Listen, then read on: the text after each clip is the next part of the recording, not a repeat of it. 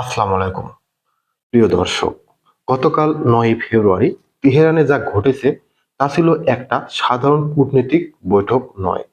এটা ছিল ইরানের আত্মরক্ষার মাস্টার প্ল্যান, একটি ব্লুপ্রিন্ট যা পুরো মধ্যপ্রাচ্যকে নতুন করে বদলে দিতে পারে। তেহরান থেকে ওয়াশিংটন, তেল আবিব সবকিছু এলোমেলো হয়ে গেছে। আজকের আলোচনা হবে ইরানের রণনীতি, ইসরায়েলের অস্তিত্ব এবং আমেরিকা ইরানের সম্পর্কের নতুন মোড় নিয়ে। আজকের গুরুত্বপূর্ণ এবং ব্রেকিং খবর আপনাদেরকে জানাবো, একদম point to point, cut to cut. আজকে প্রথম খবর, ইরানের পার্লামেন্টে অনুষ্ঠিত সেই রহস্যময় ক্লোজ ডোর বা রুদ্ধদ্বার বৈঠক, যেখানে একই টেবিলে ফরেন মিনিস্ট্রি এবং মিলিটারি চিফ, এই দুই বিপরীতে মেরু এক হয়েছে। তাহলে এই মিটিং এর ভেতরে কি খবর আছে? দ্বিতীয় খবর, ইসরায়েলের অস্থিরতা। খবর আসছে ইসরায়েল নাকি ট্রাম্পের আসল পরিকল্পনা নিয়ে সম্পূর্ণ অন্ধকারে। কেন নেতানিয়াহু তড়িঘড়ি করে আমেরিকা ছুটছেন? আমেরিকা কি পিঠ দেখাচ্ছে তাদের সবচাইতে পুরনো বন্ধুকে?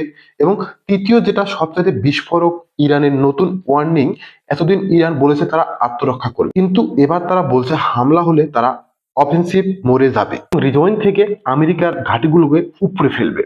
এই তিনটি পয়েন্টকে যখন আপনি এক সুতায় গাঁথবেন, তখন যে ছবিটা তৈরি হবে তা শিউরে ওঠার মতো। চলুন মূল আলোচনায় তাহলে প্রবেশ করি। আজ 10 ফেব্রুয়ারি 2026, রোজ মঙ্গলবার। দর্শক, চলুন প্রথমে কথা বলি গতকাল 9 ফেব্রুয়ারি তেহরানে ঘটে যাওয়া ওই নাটকীয় ঘটনা নিয়ে। ইরানের পার্লামেন্টে বাহির থেকে দেখলে মনে হবে সব স্বাভাবিক, কিন্তু ভেতরে ভেতরে চলছে একটা চরম গোপনীয় সেশন। এটাকে বলা হচ্ছে ক্লোজ ডোর মিটিং। এখন প্রশ্ন হলো, পার্লামেন্টে তো অনেক মিটিংই হয়, তাহলে এটাকে নিয়ে আমি এত হাইপ কেন তুলছি? কারণ এই মিটিং এর কম্পোজিশন দেখুন, সাধারণ কোনো কূটনৈতিক আলোচনায় কারা থাকে? পররাষ্ট্র মন্ত্রণালয়ের আমলারা, তাই তো? কিন্তু এই মিটিং এ ইরানের foreign ministry Syed Abbas Araghchi পাশে কে বসেছিলেন জানেন? মেজর জেনারেল সৈয়দ আব্দুর রহিম মুসা। তিনি কে? তিনি ইরানের সশস্ত্র বাহিনীর চিফ অফ স্টাফ। সিরিয়াসলি ভাবুন তো একবার, যখন কোনো দেশের পার্লামেন্ট নিউক্লিয়ার ডিল বা কূটনৈতিক আলোচনা নিয়ে ব্রিফিং নেয়, সেখানে দেশের সর্বোচ্চ সামরিক প্রধান কেন উপস্থিত থাকবেন? এই প্রশ্নের উত্তরটা হলো আসল খেলা। এর মানে হলো, ইরান আমেরিকার সাথে যে নেগোসিয়েশন বা দর কষাকষি করছে, সেটাকে তারা আর কেবল ডিপ্লোমেসি বা কূটনীতি হিসাবে দেখছে না। তারা এটাকে দেখছে ন্যাশনাল সিকিউরিটি বা জাতীয় নিরাপত্তা ইস্যু হিসাবে। সোজা কথা, ইরান এক হাতে কলমে ধরেছেন ডিল সাইন করার জন্য, আর অন্য হাতে বন্দুকের ট্রিগারে আঙ্গুল রেখে দিয়েছে। এই মিটিং এর খবর যাতে বাইরে না আসে, তার জন্য কড়া নির্দেশ ছিল। পার্লামেন্টের প্রিজাইডিং বোর্ডের মেম্বার আলী রেজা সালামি মিটিং এ শেষ হওয়ার পর বাইরে এসে শুধু এতটুকুই বলেছেন, আমরা সেশনটি পাবলিক রাখিনি, যাতে আলোচনার প্রতিটি ডিটেল, প্রতিটি সম্ভাবনা মন খুলে আলোচনা করা যায়। দর্শক, এখানে কিন্তু প্যাটার্ন ব্রেক হচ্ছে। ইরান কেন এত গোপনীয়তা বজায় রাখছে? কারণ ইরান এখন সবকিছুর জন্য প্রস্তুত হচ্ছে। দেখুন, জিওপলিটিক্স একটা কথা আছে, if you want peace, prepare for war. তুমি যদি শান্তি চাও, তবে যুদ্ধের প্রস্তুতি নাও। ইরান ঠিক সেটাই করছে। ভেতরে খবর অনুযায়ী ইরান এখন ডুয়েল স্ট্র্যাটেজি নিয়ে এগোচ্ছে। এক, যদি ট্রাম্প প্রশাসন কোনো সম্মানজনক ডিলে রাজি হয়, সেখানে নিষেধাজ্ঞা উঠে যাবে, তবে ইরান রাজি। দুই, যদি আমেরিকা বা ইসরায়েল কোনো ফাঁদ পাতে অথবা হামলা চালায়, তবে ইরান পাল্টা আঘাতের ব্লুপ্রিন্ট রেডি রেখেছে। এই যে মিলিটারি এবং ডিপ্লোম্যাটিক ফ্রন্টকে এক ছাদের নিচে নিয়ে আসা, এটা পশ্চিমাদের প্রতি একটা পরিষ্কার সিগন্যাল। ইরান বুঝে দিচ্ছে তাদের কূটনীতির দুর্বলতার লক্ষণ নয়। তাদের টেবিলে জেনারেল বসে আছেন মানেই হলো আলোচনার ব্যর্থতা, মানেই যুদ্ধের শুরু। দর্শক, আপনারা হয়তো ভাবছেন এত গেল মিটিং এর কথা, কিন্তু এর ফলে কি যুদ্ধ থামবে? দেখুন, ইরান কখনোই আগ বাড়িয়ে যুদ্ধ চায় না। এটা তাদের ইতিহাস। তারা ব্যবসায়ী জাতি, পারস্যের মানুষ। তারা বাজারের নিয়ম বোঝে। তারা জানে আমেরিকার সাথে ডিল করা মানেই ওই শয়তানের সাথে নাচানাচি করা। কিন্তু সেই নাচে যদি নিজের পা বাঁচিয়ে রাখা যায় এবং পকেটে কিছু ডলার ঢোকানো যায়, মানে স্যাংশন বা নিষেধাজ্ঞা সরানো যায়, তবে মন্দ কি? সমস্যা হলো, এই নাচটা ইসরায়েল একদম পছন্দ করছে না। আর এখান থেকে আমাদের দ্বিতীয় পয়েন্ট শুরু। এবার আসুন দ্বিতীয় খবরে। ইসরায়েল মধ্যপ্রাচ্যের একমাত্র সুপার পাওয়ার বলে যারা নিজেদের দাবি করে, সেই ইসরায়েল এখন রাতে ঘুমাতে পারছে না। কেন জানেন? কারণ ইসরায়েল মিডিয়া এবং তাদের পলিটিক্যাল অ্যানালিস্ট চিৎকার করে করে বলছে আমরা অন্ধকারে আছি। হ্যাঁ, আপনি ঠিকই শুনছেন। আমেরিকার সবচাইতে ঘনিষ্ঠ মিত্র, তাদের সম্পর্কে বলা হয় লোহার মতো শক্ত, সেই ইসরায়েল এখন বুঝতে পারছে না আমেরিকা আসলে কি চাইছে। নেতানিয়াহু এই সপ্তাহেই ট্রাম্পের সাথে দেখা করতে আমেরিকায় ছুটছেন। কেন এই দৌড়ঝাঁপ? শুধু সৌজন্য সাক্ষাৎ? একদমই না। এটা হলো একটা ডেসপারেট রান বা মরিয়া চেষ্টা। ইসরায়েলের সিকিউরিটি এস্টাবলিশমেন্ট বা নিরাপত্তা সংস্থাগুলোর কাছে রিপোর্ট আছে যে আমেরিকা হয়তো ইরানের সাথে এমন কোনো ডিল বা সমঝোতা করতে চলেছে যা ইসরায়েল স্বার্থের পুরোপুরি বিরুদ্ধে। আচ্ছা, ইসরায়েলের ভয়টা আসলে কোথায় আসুন একটু গভীরভাবে বিশ্লেষণ করে দেখা যাক। ইসরায়েল চায় ইরান সম্পূর্ণ ধ্বংস হোক। তারা চায় না ইরানের নিউক্লিয়ার প্রোগ্রাম বা মিসাইল প্রজেক্টের কোনো অস্তিত্ব থাকুক। তারা চায় জিরো এনার্জমেন্ট। কিন্তু আমেরিকা, বিশেষ করে ট্রাম্প প্রশাসন একজন ব্যবসায়ীর মতো চিন্তা করে। ট্রাম্প হয়তো ভাবছেন, কেন আমি আরেকটা ট্রিলিয়ন ডলারের যুদ্ধ করব, তার চেয়ে ইরানের সাথে একটা বাজার স্টাইল ডিল করে ফেলি। ইসরায়েল ভয় পাচ্ছে এই বাজার স্টাইল ডিলকে, যেখানে ইরান হয়তো সাময়িকভাবে ইউরেনিয়াম সমৃদ্ধকরণ কমাবে, কিন্তু বিনিময়ে তারা তাদের ব্যালিস্টিক মিসাইল প্রোগ্রাম বাঁচিয়ে রাখবে। আর যদি ইরান তাদের কোর মিলিটারি শক্তি বাঁচিয়ে রাখতে পারে, তবে ইসরায়েল দৃষ্টিতে দিস ইজ ডিফিট। এটা একটি পরাজয়।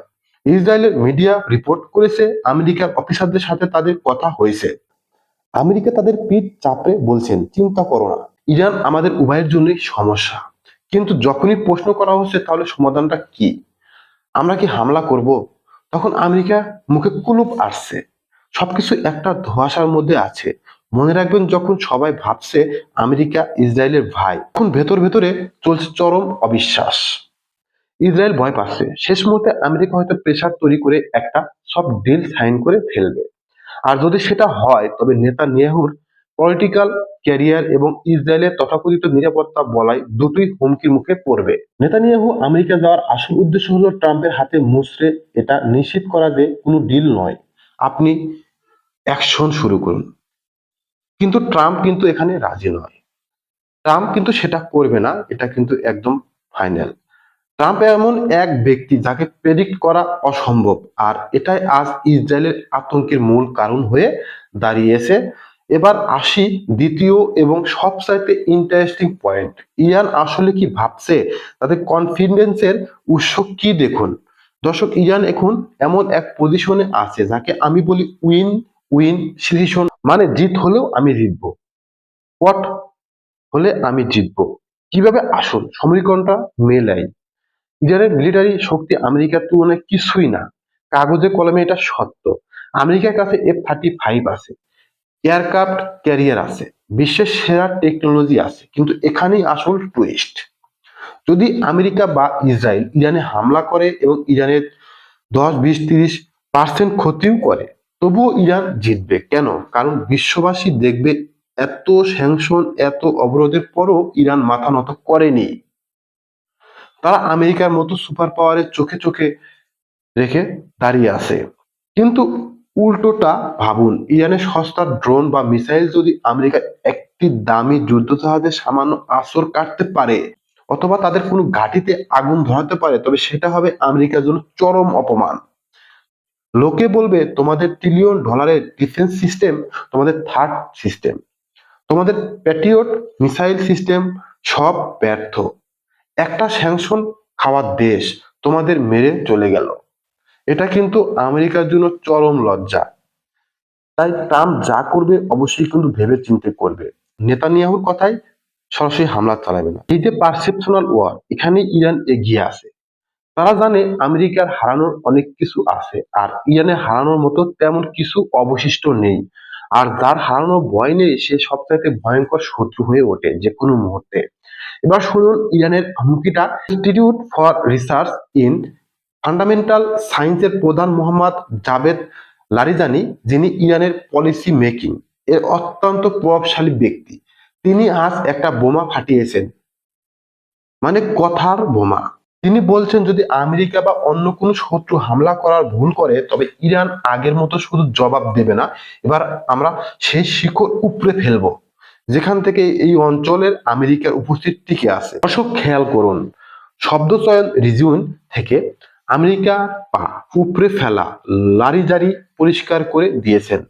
ইরান এখন ডিফেন্সিভ মুড থেকে অফেন্সিভ মুডে শিফট করেছে। তিনি ট্রাম্পকে এক উদ্দেশ্য করে তাচ্ছিল্য সুরে বলেছেন, ওই জটিকা হামলা আর মিডিয়া শো অফ করার দিন শেষ। এবার যদি যুদ্ধ লাগে আমরা এমন পরিস্থিতি করব যাতে যুদ্ধ লম্বা হয়। আর দর্শক আপনারা জানেন আমেরিকা লম্বা যুদ্ধ ঘৃণা করে। ভিয়েতনাম থেকে আফগানিস্তান লম্বা যুদ্ধ মানেই আমেরিকার অর্থনীতি ধসে পড়বে, জনগণের ক্ষোভ ইরানও টিকে থাকবে। ইরান ঠিক এই জায়গাটাই টার্গেট করতে চাইছে। তারা যুদ্ধটাকে এমন এক পর্যায়ে নিয়ে যেতে চায় যেখানে আমেরিকা খরচ হবে আকাশ ছোঁয়া আর লাভ হবে শূন্য। লারিজারি আরো বলেছেন তাদের টার্গেট কেবল ইসরায়েল নয়, পুরো মধ্যপ্রাচ্য ছাড়িয়ে থাকা আমেরিকার সব ইন্টারেস্ট, মানে সৌদি আরব, জর্ডান বা সাগর ভাসমান মার্কিন জাহাজ কেউই নিরাপদ নয়। ইরান জানে তারা ওই সমানে সমানে যুদ্ধ পারবে না, তাই তারা পুরো অঞ্চলটাকে একটা রিং অফ ফায়ারে পরিণত করার হুমকি দিচ্ছে। তাহলে দর্শক পুরো ছবিটা এখন আপনাদের কাছে পরিষ্কার হয়ে ওঠার কথা। একদিকে তেহরানে বন্ধ ঘরে জেনারেল এবং ডিপ্লোম্যাটরা মিলে ছক কষছেন কিভাবে ডিল করে স্যাংশন সরানো যায়, আর ডিল না হলে কিভাবে আমেরিকা দীর্ঘমেয়াদী যুদ্ধে ফাঁসানো যায়। অন্যদিকে ইসরায়েলে ভয়ে কাঁপছে যে তাদের বন্ধু আমেরিকা হয়তো তাদের সাথে বিশ্বাসঘাতকতা করে ইরানের সাথে হাত মেলাবে। আর মাঝখানে আমেরিকা যারা দোটানায় আছে তারা জানে ইরানে হামলা করা মানে মৌমাছির চাকে ঢিল মারা। এখানে আমার বিশ্লেষণ কি বলে, আমার মনে হয় আমেরিকা একটা বড় পরিবর্তনের সন্ধিক্ষণে দাঁড়িয়ে আছে। ইরান প্রমাণ করে দিয়েছে তারা ইরাক বা আফগানিস্তান নয়, তাদের কৌশলগত ধৈর্য এখন তাদের সবচেয়ে বড় অস্ত্র। তারা তাড়াহুড়া করছে না, তারা জানে সময় তাদের পক্ষে। ইসরায়েল যতই লাফালাফি করুক, আমেরিকা যদি বুঝতে পারে যে ইরানের সাথে যুদ্ধ জড়ানো খরচ লাভের চেয়ে বেশি, তবে ব্যবসায়ী ট্রাম্প তিনি ডিল করতে পছন্দ করবেন। আর সেটাই হবে ইসরায়েলের জন্য সবচেয়ে বড় দুঃস্বপ্ন, সবচেয়ে বড় পরাজয়। তবে একটা কথা মনে রাখবেন, এই অঞ্চলে মিসক্যালকুলেশনের সম্ভাবনা প্রবল। এখন প্রশ্ন হলো আপনাদের কাছে, আপনি কি ভাবছেন আমেরিকা কি শেষ পর্যন্ত ইসরায়েলের কথা শুনে ইরানে হামলা করবে, নাকি ট্রাম্প তার স্বাভাবিক ব্যবসায়িক কৌশলে সবাইকে চমকে দিয়ে ইরানের সাথে একটি নতুন ডিল করবেন? মন্তব্য আপনার মতামত জানান, কারণ এই পরিবর্তন আসছে এবং এটি শুধু গোপনীয় নয়, এটি বিশ্বযুদ্ধের প্রাথমিক সংকেত হতে পারে। ইরানের সাথে নতুন কোন ডিল সাইন করবেন? কমেন্ট সেশনে আপনাদের জন্য খোলা, আমি প্রতিটি লজিক্যাল কমেন্ট পড়ব।